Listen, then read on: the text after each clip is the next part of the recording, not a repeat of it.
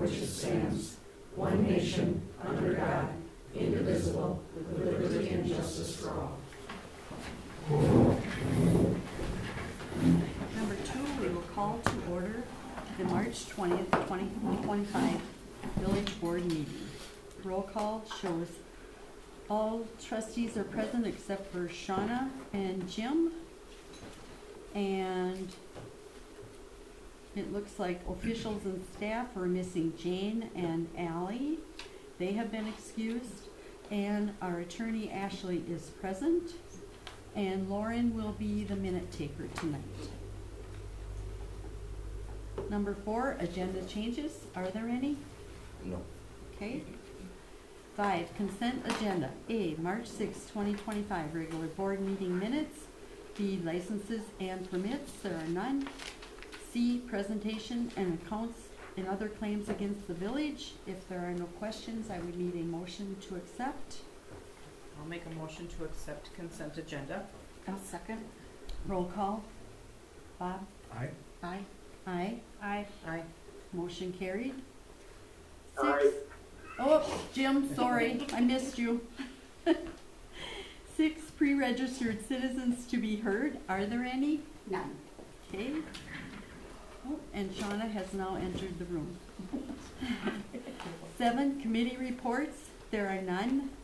8, unfinished business from previous meetings. There is none. 9, new business. A, discussion and possible action on Arbor Day proclamation. And the proclamation is, where did I put it? Presented, and it says we will be doing, we, the Village Board of Hortonville, do hereby proclaim April 20th through April 26th, 2025 as Hortonville Arbor Week. I would need a motion to accept. I'll make a motion to accept the proclamation for Hortonville Arbor Week from April 20th through the 26th. I'll second. All in favor? Aye. Opposed? Motion carried. B, discussion and possible action on Main Street widths.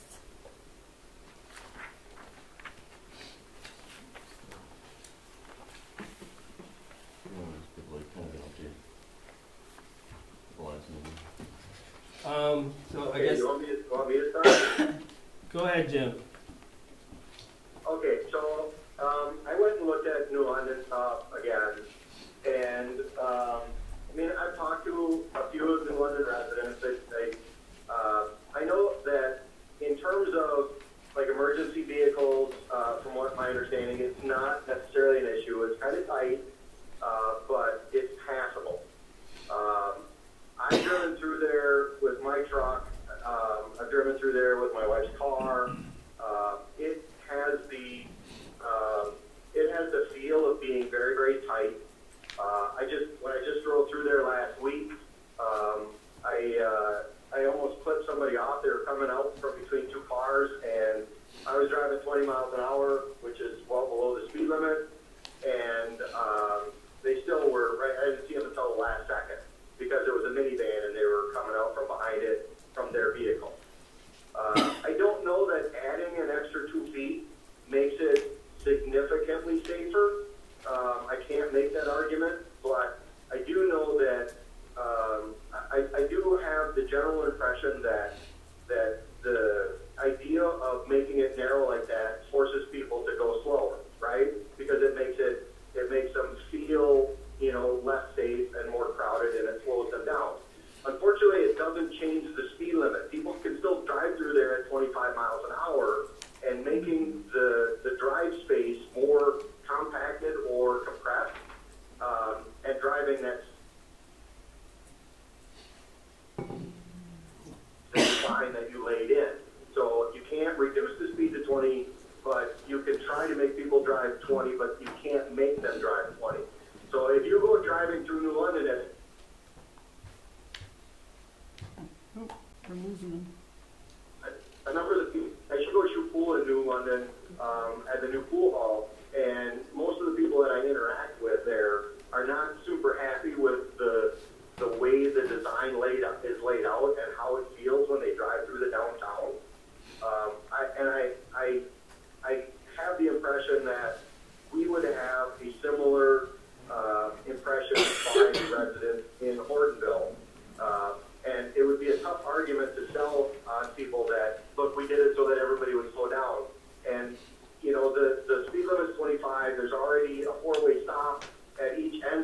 downtown corridor, which is going to slow it down anyway. So compacting everything so that you try to make people drive under the speed limit when you can't force them to drive under the speed limit isn't, in my opinion, necessarily the right way to go about it. That's my take on it. Anyone else? Well, I know that there's Dean Steingraber here, but I guess I went down to New London and measured sidewalks, and the narrowest sidewalk is 11.6. It goes all the way up to 12.6, but 90% or so of the sidewalks are 12 feet. So the whatever we got from Nathan that came from the administrator, I just don't know the right of way, and I think that's the variable. I've driven through the downtown at various times of the day, shared videos. Haven't had any issues or problems, but I did notice that I drove slower when the taller buildings were there. And then once you get to the end of New London where there's not the taller buildings, and it feels more open, I drove faster. And it literally, it's a mind trick, and it did exactly what it was gonna do. I'd be very interested to hear what the engineers, because I know we were kind of given the impression last meeting that there was no cost involved. And I have concerns about that because I think that there likely would be some cost. We just don't know what those are quite yet.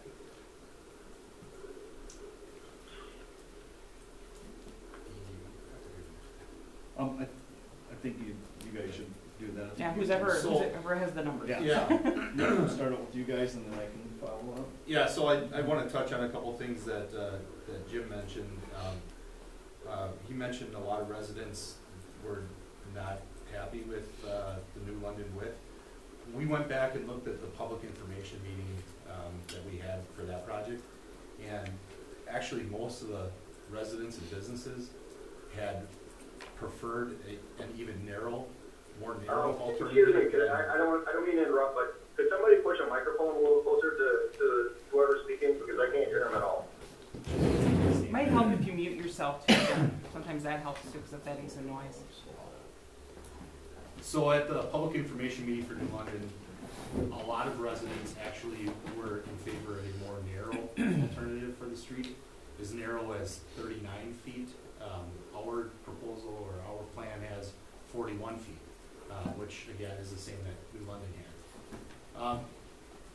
There's a talk about safety. There's a lot of studies out there, and you think a wider street is a safer street. Most studies that are currently out there are refuting that. And that kind of relates to speed as well. People tend to drive what they're comfortable at, kind of regardless of speed limit, right? The speed limit's a guide, but if somebody's comfortable driving faster, they'll drive faster. If they're forced into maybe to drive a little bit more alert, they're gonna slow down. So there's studies that show for every foot of width a road increases, people drive roughly, in an urban setting like this, people drive roughly 3 miles an hour faster. So it doesn't sound like a lot, but that's a 10-12% increase over the posted speed limit. As far as costs associated, we are at currently roughly a 60% plan. So we have all of the plan views laid out, we have storm sewer laid out, we have pavement grades, we have cross sections, and that doesn't mean a lot to you, but that's a lot of work that's gone into it. Changing the roadway by a foot or 2 feet or even 6 inches sets us back quite a ways. This is going to be a 2026 construction, and the other thing that changing the roadway width would do, it would most likely take a 2026 construction off the table, because I don't think we could make those changes to back to where we are and still meet that deadline. So you're saying that this would push this out? So like right now we're having problems with an intersection being too wide and causing safety issues, that Main and Nash. So this would push it out beyond 2026 is what you're saying, that segment? Correct. Yeah, and there were some minor changes that we made to that intersection. I don't know if the board is aware of those, but to help with pedestrian crossing at that intersection. Yeah. The other thing, the studies again show really reducing the traffic widths in downtown area is a direction that most municipalities are going because you only have one downtown area. Putting the focus on pedestrians, bringing people, encouraging business, that's really kind of the focus that most municipalities are going with. 41 feet sounds narrow, but there are a lot of examples out there of either a 41-foot street like we're proposing and like New London has, or even narrower than that. One example that I know of very well is Main Street, North Main Street in Oshkosh. That's actually 39 feet, and that is a densely dense commercial area with multi-story buildings. So on-street parking is utilized significantly in that stretch of roadway. Now I was on that project when it was constructed. I haven't done any follow-up as to what how it's operating or anything like that. But that went through the whole DOT design process, approval, public information meetings, all of that. I did look into, again, I kind of refreshed my memory on what the minimums are for this type of roadway. And I'll start with the parking lane. Our parking lane is proposed at 9 feet. The minimum is 7. Okay. For lane widths, we're proposing 11. The minimum is 10. So our 41-foot roadway could technically be as narrow as 35 and still meet requirements.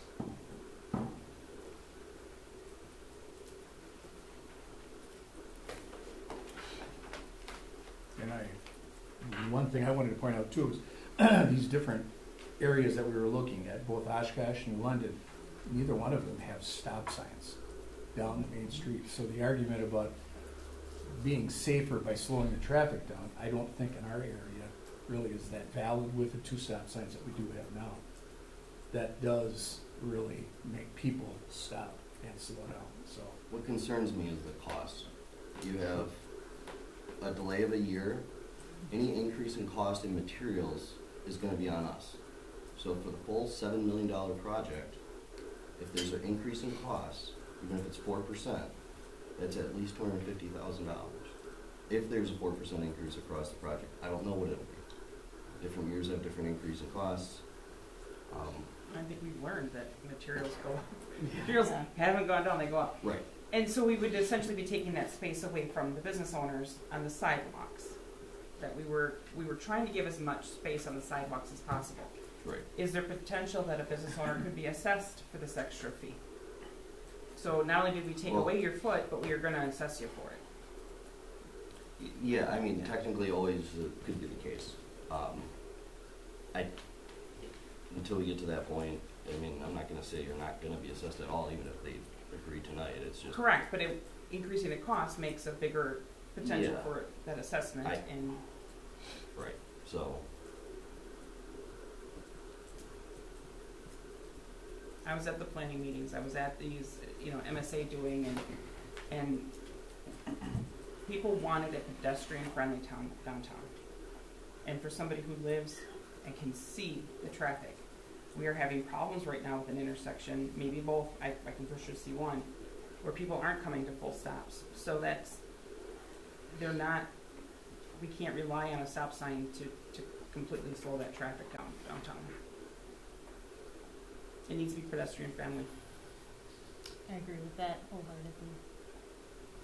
When did we approve this? What was the date Oh boy. that this got approved? months ago, I think it was near October. I don't know. I'm just pulling that from memory. I don't have an exact date for you. I remember debating this for at least 2 or 3 meetings. And then we decided, we made a decision what we were going to do, because when we also talked about other sections, there were different sections of Main Street, and this was the downtown section, where there was still gonna be parking on both sides. We didn't wanna take away any parking downtown. So I guess my concern was why is it taking, why would it delay it? Okay, you did this in 5 months, you got 60% of it done. Why can't you kick it down and change this if we would change it to 11.5-foot sidewalks? Which would then make the road, the lanes in the road an extra foot on each lane. Why is this such a huge concern that you couldn't get this done so we could still do this construction in 2026?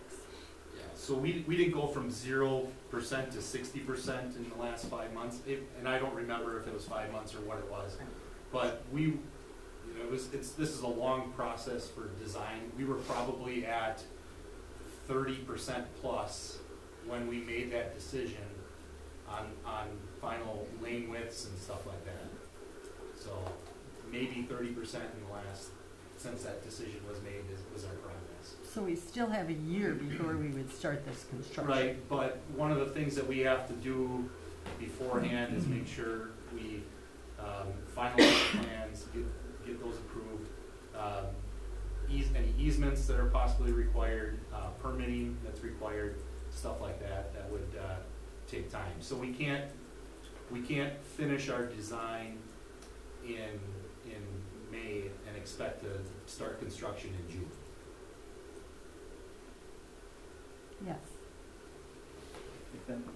Is that a microphone or something? Yeah. That's pretty cool. Okay, I'm Dean Steingraber. I'm the Highway Commissioner for Outagamie County. I came here tonight number one, I'm trying to sit back and listen to you guys because this is your community. We as a county have a county highway coming through your community, and we've tried very hard to just listen to you and work with you as to what you want in your downtown area, like we do every community. And it's been a long road, right, to get to this point. Just want to answer the one question. That's why I wanted to jump in here. We're going to be bidding this thing out too, and we're not going to bid it out a year from now because that would be too late. I think we'd be probably trying to get this thing out in November or December, so that you get the best of bids when people don't have work yet. Not by March here now. People pretty much have their work schedules all ready to go for the year. So it's not a full year here for that, and they know what they have to do to get it done. So we'd probably be trying to bid this out in November and December. So that really tightens everything up too. We have to go out and get the easements and stuff like that from property owners. Probably don't have to get a lot of easements, hopefully, in the downtown area because, we're pretty much right out to the edges, right out to the buildings, and that's probably not that much.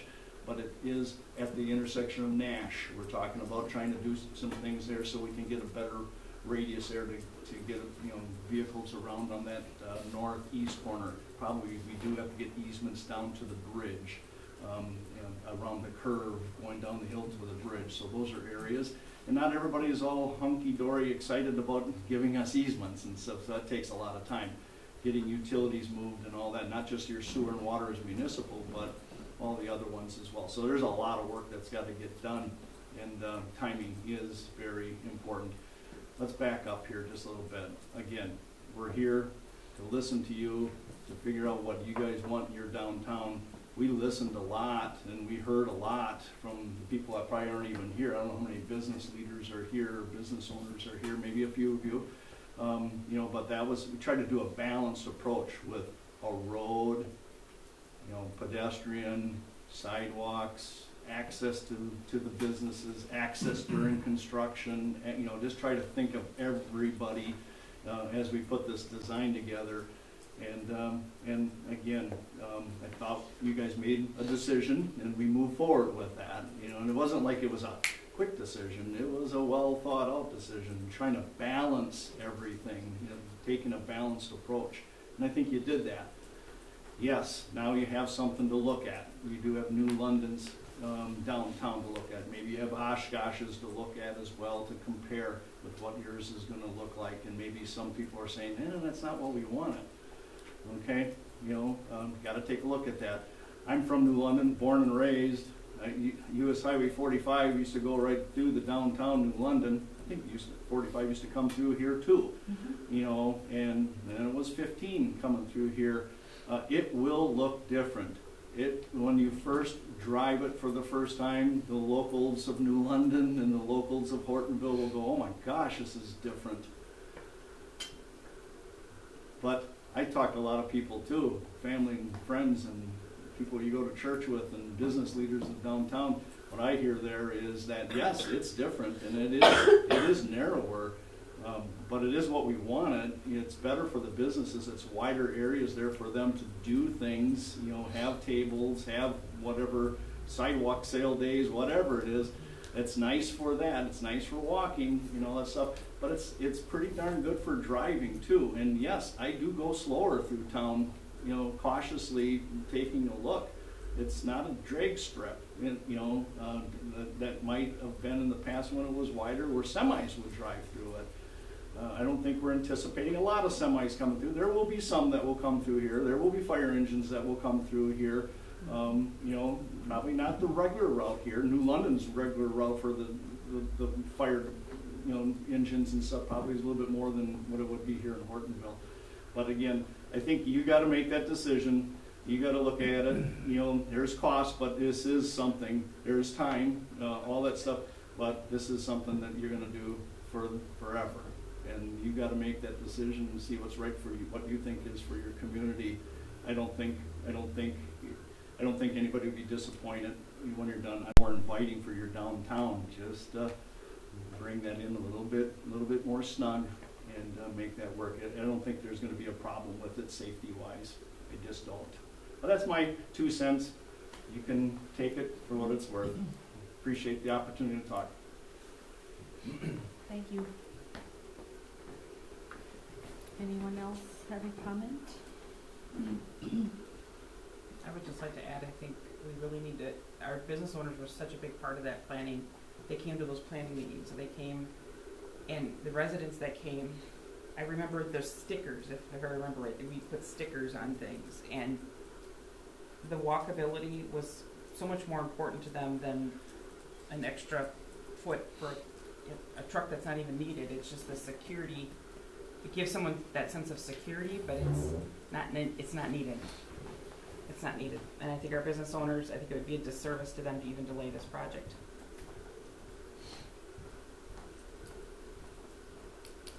Okay, then we need to, I was just gonna say, if we're using New London as an example, we're already wider, from my understanding. it'd be the same. Roughly the same. Oshkosh. Roughly the same. Excuse me, wider than Oshkosh. Wider than Oshkosh. And I drove through with my regular Volvo. I drove through with a '66 Cadillac, which I think is even wider than some of the pickup trucks. Right? I had no problems. Right. And knowing that I was in that open area, I started out on the west side and drove east, and I noticed that I actually went slower. Then I turned and went the other way, and I noticed I ended up going faster. It is funny how it's a mind trick, but it worked, and I think, you know, we need that. No different than when we were talking about double teak. Remember this with the speed limits, and you're in that wide area, but then when you get to the residents, people will naturally start slowing down, you know, and we trust what's engineered. As a business owner, I definitely want to see our one downtown area, which is only 1 block wide. It's like charmingly small. But I do want to see it just geared towards pedestrians. Our village is growing so much, and we have the splash pad opening in a couple of months. I mean, I just think we're going to be very busy, and that's a wonderful thing. And I want people to come to all of the businesses downtown, and it'll be super accommodating. I'm sure I can speak for other business owners on that as well. Any other comments? Otherwise, we would need a motion. I'll make a motion to keep the plan as it's engineered. I'll second. Roll call? Aye. Aye. Aye. Aye. Aye. Aye. Jim? I'll say.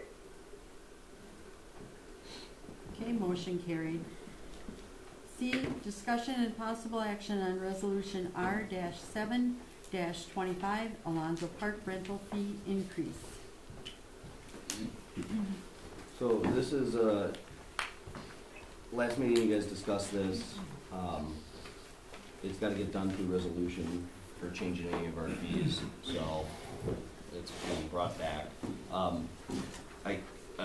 When I was listening to it, I was trying to Thank figure you. out if you guys were talking on the pricing, if this is what you guys were wanting in total costs for the non-resident and resident, or if you wanted something different, we can change that in the resolution as well.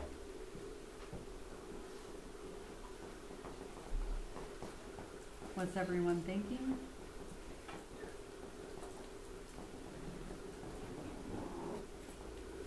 So that would be the proposed whole thing. I couldn't really hear, so I don't That think was the numbers we came up with last. Sorry, Yeah. It's the same numbers we came up with last time, Jim. Yeah. Okay. So what's the question then? It's just a resolution to pass it. We need to have a resolution passed in order to change the fees. Oh, okay. I thought we did the. So nothing's changed, right? It's the same that we discussed. That's what we. It's the same we discussed last. thought time. it We need a was. resolution to make it happen. Yeah. I will make a motion to approve resolution R-7-25, the resolution amending current fee schedule. A second. Roll call, Bob. Aye. Aye. Aye. Aye. Aye. Jim? Aye. Okay, motion carried. D, discussion and possible action on Oak Street Lift Station hydromatic pump replacement quotes. So there was quotes from 3 different companies in the packet. Basically, we had one of the 2 pumps in the lift station go out here recently, so we're down to 1 on that pump. And they're both 23 years old, so I'm guessing they're not long for this world. So this would be to replace both pumps. Looking at them, the pumps from LW Allen only have a 1-year warranty, where the other 2 companies have 5. And then, with Jim? Yeah. We lost him. He said we might lose him. Okay. Did you hit redial? Let's see if he picks up.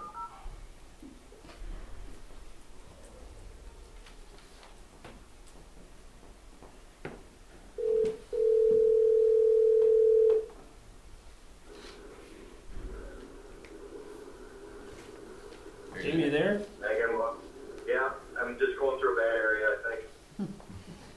So we're talking about the quotes yet. So when it comes down to it, the B&M is a little bit more expensive. They do have a patented scroll impeller design, which virtually eliminates clogging. We also have used the 2 pumps that B&M is recommending in our Nature's Haven lift station. And I guess Sean is here right now. Can you speak to how that's gone with those pumps? Yeah, so I'm Sean, I work for the Village of Hortonville, their wastewater plant. We had Barmeza pumps in the Nature's Haven lift station when I first started in 2020. We switched to the Shimebo pumps from B&M, a very trusted company that we use. I'm sure you guys see bills from them a lot. Their company, Shimebo, took our weekly use from the Barmeza pumps from about 40 hours a week, total runtime, to about 4 hours a week. They're about a tenth the size, a lot more energy efficient. They're built solid. They're worked on in-house locally. And as a personal testimony, that would be my personal recommendation for the pumps in Hortonville. So By work on the in-house, do you mean by a Hortonville personnel or by the company personnel? Both. We can work on them in-house, doing certain things, preventative maintenance. Sorry. So both. We can do certain preventative maintenance things on house as well. B&M has a shop in Coloma, so about an hour away that we'd be able to work on that too. Okay, So that would be thank you. my recommendation as well, just because we know they work for what needs we have. They're a little bit more expensive, but, you know, this is something that is gonna be there for potentially another 20 years. So the obvious question, where does this fall in the budget? We have budget for it, the replacement. So you're saying that what kind of warranty do they have? 5 B&M? year, B&M has a 5 year. Okay, because it just said per manufacturer on here, but this Right. other one, the other ones say 1 and 5. B&M has a 5-year, yeah. It is 5 years? Yep. For sure? Or 10,000 hour. Or 10,000 hours? Which Yes. is that equivalent of? Okay. Are there any questions? Otherwise, we would need a motion. I do have one question. On this B&M quote right here, they are saying that they're planning on using the same rail system. Is the rail system an adapter? The rail system is what the pumps slide down onto to lock into, kind of like a suction basin almost like. So lift stations normally use the same kind of like a 2-rail system that these pumps hook into, slide all the way to the bottom. It just makes it easy for us to hook a crane up to and pull them up if we have to service them. In their quote, they say otherwise they're intending to use that and also the flange adapter, I think it's Yes. called. Yeah. But if not, it'll be based on time and material. Any idea whether their pumps would be compatible to this rail I system? don't. I really don't. They were at, I believe they were at Nature's Haven. I think it was a pretty seamless transition when they put them in 4 or 5 years ago at Nature's Haven. I can't speak on the rails that are currently there at Oak Street.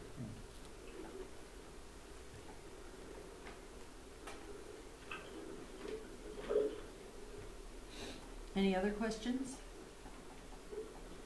Do you wanna check that out before we? I can. My only worries, we're currently running on The one pump. one pump, yeah. But yeah, if you guys want me to, I can. Whatever you want.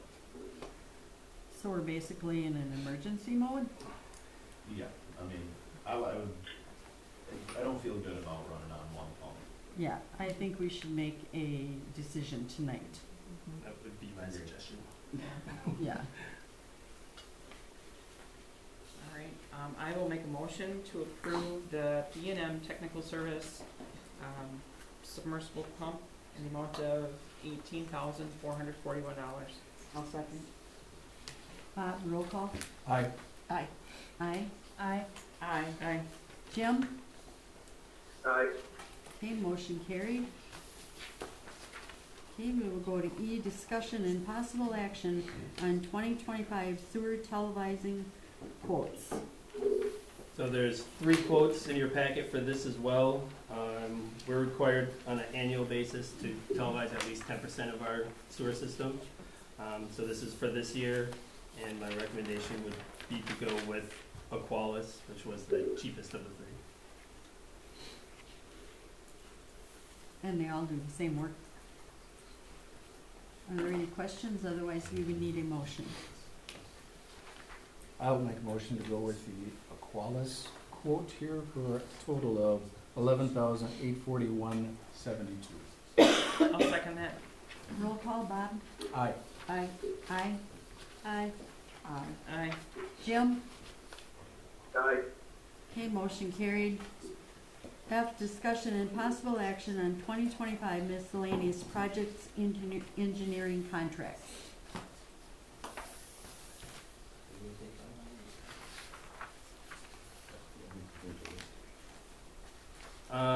This would be for contract for time and materials for MSA to help with 3 projects that we're looking at getting going. The first one is for John Street, which is just helping us put together a bid package for mill and overlay that we want to do after the baseball season is done, so we're going to put in there that it won't happen until after September 1st. The other 2 projects, one is Oak Street lighting. In 2021, we reconstructed Oak Street. They had 3 of the light poles changed out, but they didn't change out the wiring. When we changed out the wiring on town, there was problems with wiring, just basically kind of starting up randomly and burning in the ground. So we removed that, did new wiring through there. Part of the idea was to come up with a way to get around having to tear up everything. Some of the sidewalks been replaced, but a large amount hasn't been. So we're looking at these 3 poles. Some have new concrete by it, some don't, and trying to figure out the best way. So the idea was to kind of go along the backside of the sidewalk with the permission of the school district, and then basically go across the sidewalk, so you're only breaking up potentially two or 4 pieces of sidewalk when you're going to connect. So basically this is the engineering for that. Doesn't mean we have to go forward and do it, but it kind of gives us an idea in the future on how we're going to go about it when we're looking at, because if you've been over by the school, by the bus area, there's a bunch of sidewalk that needs to be replaced. The concern was having to put in new sidewalk there, and then in the future the light goes out and now we have to rip it all up. So this engineering project would give us an idea, working with the school to basically solve our issue there, and we could kind of do this sidewalk as we Random need. stuff, yeah. Yep. So, the last one is for the Grandview Road urbanization on the south side of the road. Basically putting curb and gutter, and a few hundred feet of, to the new subdivision area, and then extending sidewalk to that new subdivision, is what it is. It's part of the TID. The TID would pay for basically the project itself and the engineering, so not necessarily something we have to do this year. Justin was trying to get a bid out this year for it because of the fact that you have an engineering, or you have a group already in there doing the work, whether it's Parker's or MCC who's already here, so you might get a better bid on not having to remobilize. So that is the other project that we have. Any questions? Otherwise, we would need a motion. Was there any other projects, or is it just these 3? I mean, not like anything else tossed around that you were interested in looking at? No, I mean, these were the projects that we had planned in the budget. There's one other project that we had the engineering contract for the parking lot behind downtown, that we're still working with them heirs on. Other than that, those were the projects that we had in the budget, and that's kind of what we go off of. Okay, thanks. Okay, we would need a motion. I'll make a motion to approve the MSA professional services agreement for the estimated fee of $20,000. I'll say. Roll call, Bob. Aye. Aye. Aye. Aye. Aye. Aye. Jim? Aye. Okay, motion carried. Okay, 10, report of village officials. A, clerk treasurer. Her report is in the packet. B, director of public works, Aaron. My report is in the packet, and in that too also shows a figure of where Bug Tussle will be in town here for the next few weeks, laying cable, fiber. They started on Monday. That kind of shows the route which they will take through downtown. You're starting on the left, right? Yep, they're starting on the west side. Any questions for Aaron? Okay, we'll go to C, police chief. Reports in the packet. I just want to make note, on Tuesday we had an incident at North Greenville Elementary School. I don't know if you saw the press release on that, but we had a situation, a hit and run accident at 76 and 15, and the individual pulled into the elementary school lane there and then kind of fled on foot, and we were very involved in that situation. The press release was out there. I didn't see us in there, but I just wanted, because we have that SRO contract, I wanted the board to know that our SRO was out there during that incident. I was involved on this side because the registered owner lived in Hortonville, and so we were very actively involved in that situation of putting the schools in lockdown and moving kids, and they were able to apprehend the individual, and everybody was safe during the entire time, but just wanted to make note that we were very involved over there. I have a question for you. Yeah. So, and you and I have talked about this, but I guess I think we need to figure something out. The intersection of Main and Nash, essentially has, with spring break next week and warmer weather and that kind of thing, I don't know if we can do extra patrolling or something, but essentially people are treating it like a roundabout. They're yielding and they're proceeding. They're not stopping. I watched the other day for over an hour, and on average, 2 to 3 vehicles out of 10, 2 to 3 vehicles out of 10 actually make a complete stop. 20 to 30% is not enough. So I don't know what we can do without, I mean, I get it that this is being redesigned, but I don't know. Yeah, I mean, I think I mentioned at the last board, I had some concerns from our crossing guards about that area. Went down and monitored, and I mentioned, you know, there's a lot of violations that are occurring there. My main objective sitting down there was those crossing guard violations of those kids in the walkways, to address those, because I think if you were stopping every rolling one, you would be pulled away to not see those more egregious ones. So she's walking with holding her phone. And yeah, she's taking videos of these cars, and that's just crazy. She shouldn't have to. So my, short-term plan of attack is I send something to the officers to get down there, log some hours there, give me their feedback. I think it's been talked about many times here, and it's this visibility thing.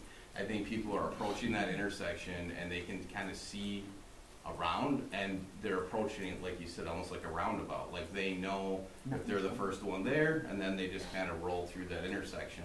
I think enforcement, I'd like to see what, a week or so of heavier enforcement in that area, and then a social media blast about enforcement down there would change. And then I think you can bring it back and just kind of give input, feedback from the officers, what we saw down there. Yeah, it's certainly an issue. I think it comes down to, we'll try to enforce it as best as we can, and like I said, get the word out. But, as I'm looking at traffic down there, again, I think it's that, and we talk about this all the time with this visibility piece, and I think people approaching that intersection can kind of see as everybody's coming up, and they just, well, I was first, and so they just kind of roll through it. I would say that that's what we can do for now, unless anybody else has suggestions down there. I mean, Are there stop signs? Or is it just There's- like- And flashing red lights, Yeah. yes. But are there the stop signs? Yes. yes. Yeah. We used to only use those stop signs in emergency. If the lights went out, we could flip them open, but now we leave them open all the time in conjunction with the lights. We've watched a lot of near misses with kids, crossing guard times, and that's what made me watch. I will say, there was conversation at one point, or actually I brought it up to the crossing guards, because they were there prior to the four-way stoplights, and just said, when those lights were actively, working, was it better? And they said no. They said because what happens is people have the tendency to want to shoot a yellow or a red light, so that this at least makes everybody come somewhat to a stop, whereas before people would try to push that issue as they're trying to get in the crosswalk, and it was also more of an increased speed if somebody was trying to sort of shoot the intersection at those yellows or, approaching red. So that's feedback from them. I'd like to, like I said, have officers go down there too, and myself, and just kind of take a look and see what ideas we come up with. But yeah. Thank you. Yeah. I know, Wish I had it better sounds like a answer. broken record, but it's just spring break in the summer. Scares me. Yeah, and like I said, and when I went down there, it's the rolling thing. Like I said, I think that we would have to kind of pick the more serious ones that are doing it, because there's a lot of violations occurring there. So. Could you paint the crosswalks again? I know that the village. Yeah, we do them Yeah. most of Yeah. the time we do They're them. done every year. So, It's gotta be a little Can you warmer. make them bigger? like, wider, Bigger lines? thicker lines or like larger? Is it, typically we do based on what the state DOT recommends, cause you do bigger and it kind of doesn't really look like a crosswalk anymore. It's just way too much. Yeah. We started putting the stripes in them though, so they can stand out better. It seemed to help. I was really interested in that research that was mentioned earlier about, you know, a foot wider, you know, data shows us 3 miles an hour more. So I'd be interested too if there's other communities that are doing other things. I'm sure we're not the first person or first community that's had this issue. Like if there's additional signage or something that's worked for other communities, I'm all ears if people have suggestions. So. I think that happen. I mean, in general, the one on Mill and Bath, they roll through that one too. You can sit there and watch. You know, have a dinner at Hardtails or just walking. I walk my kids to school that way, and there's a ton of rolling stops for that too. Yeah. So, I mean, it's everywhere. Unfortunately, it's weird because we have 2 stops literally within a block, and it still doesn't matter. And we haven't done it for a while, but I think it would be a good idea. I even mentioned to the officers maybe going back to, I mean, in the past we've put people out on the crosswalks and done sort of a, you know, sit and watch how many people are stopping and enforcement and visibility down there of us, you know. But what I've seen sometimes is it seems like, with the crossing guard issue, is as soon as I'm not there or as soon as somebody's not there, it goes back to, because everybody doesn't see that same message at the same time. Also, it's really hard to control all of that, but the best we can do is get down there and be visible and enforce it, so. Okay, we'll move then to D, Library Director. Her report is in the packet. E, Attorney Ashley. I don't have anything for you. Working through the zoning code update that Nathan provided to us, so hopefully we'll have some feedback in the next week or two. Happy to answer questions if you have any. Okay, then we move to F, Administrator Nathan.